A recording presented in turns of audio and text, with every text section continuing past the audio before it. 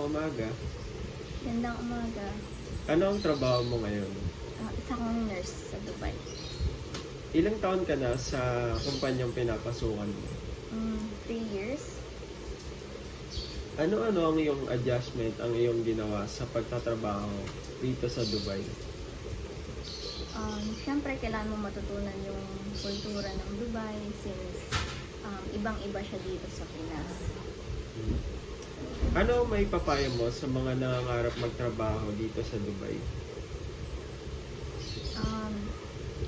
Pinakamapapayo ko is maging matatag kasi pagkadating mo talaga sa ibang bansa, ibang-iba talaga siya. Mas maraming hamon and magiging madalas yung feeling ng pagiging mag-isa, lonely, gano'n. So, kailangan mo talaga maging malakas. Since nabanggit mo ang pagiging o pangungulila sa pamilya, paano mo hinaharap yung hamon na iyon, yung pangungulila sa pamilya? Since sila nga yung dahilan kung bakit ako umalis, ang pinakamagandang gawin is lagi kami mag-video call, chat, gano'n, para lang maging connected kami sa isa't isa. Ano ang mga benepisyo ng pagtatrabaho rito kumpara sa Pilipinas?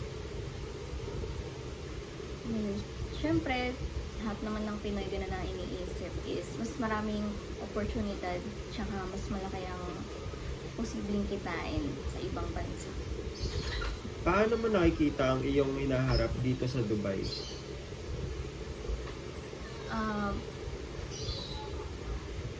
Sa hinaharap ko naman, mas makikita ko pa rin sarili ko kasama yung pamilya ko.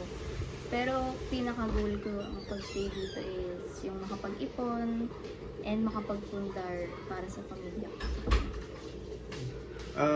Para sa huling katanungan po, anong mga bagay ang pinaka nakaka-inspire sa iyo habang nagtatrabaho dito? Siyempre yung mga kwento ng ibang OFW dito, yung mga sakripisyo nila. Pero for me, yung pinaka nag-inspire sa akin is yung pamilya ko para sa kanila po. Sa kabuuan, ang pagiging OFW ay puno ng pagsubok, ngunit nagdadala rin ito ng maraming oportunidad para sa mas magandang buhay.